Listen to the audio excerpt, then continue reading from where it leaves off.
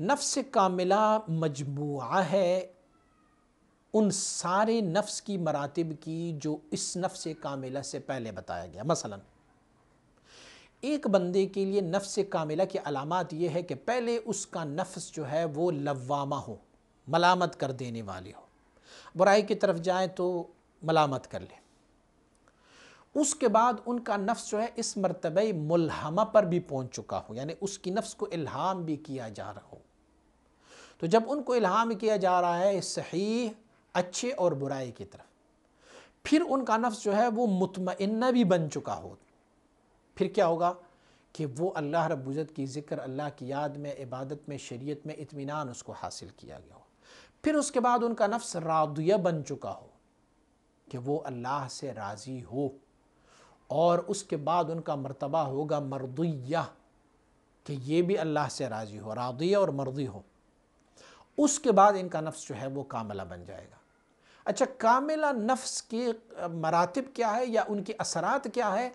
کامل نفس کی اثرات یہ ہے کہ وہ امارۃ بالسوء، برائی پر امر کر دینے والی نہ ہو، اور پھر ان کا ہر عمل رضائے الہی کے لیے ہو، چاہے وہ جو بھی عمل کر رہا ہو تو پھر اس میں سے نفس کی خواہشات اور ریکوائرمنٹ کا کوئی عمل دخل نہ ہو، اور اگر ریکوائرمنٹ نفس کی بھی ہو تو وہ ریکوائرمنٹ جو ہے نا وہ نفسانی ہوا کے لیے نہ ہو، خواہشات کے لیے نہ ہو، بلکہ وہ جو ہے وہ بھی اللہ کی رضا کے خاطر ہو۔ مثلا نفس مطمئنہ، راضیہ، مرضیہ اور کاملہ جب کسی کا ہو تو وہ آپ کو یہ کہیں کہ یہ وقت جو ہے نا وہ کھانے کا ہے۔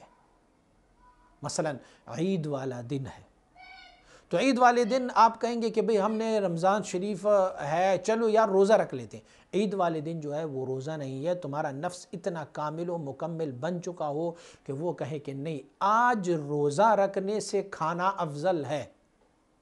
یہ نفس مطمئنہ کا ایک ہے، کاملہ اور راضیہ اور مرضیہ کا ایک جز ہے۔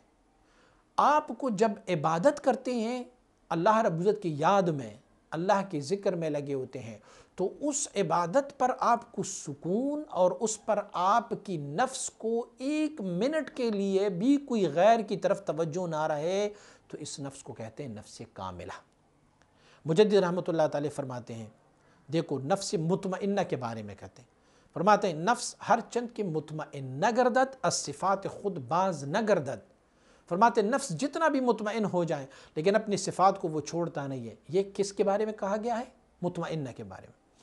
اب کاملہ نفس یہ ہے کہ کاملہ نفس کو اللہ رب العزت اپنے فضل و کرم سے جب وہ کمال تک پہنچ جاتے ہیں تو پھر اللہ کریم اسے لغزش سے بھی بچاتا ہے۔ ان کا ہر عمل اللہ رب العزت کی رضا کی خاطر، ہر کام ان کی اخلاص کے ساتھ ہو جاتا ہے۔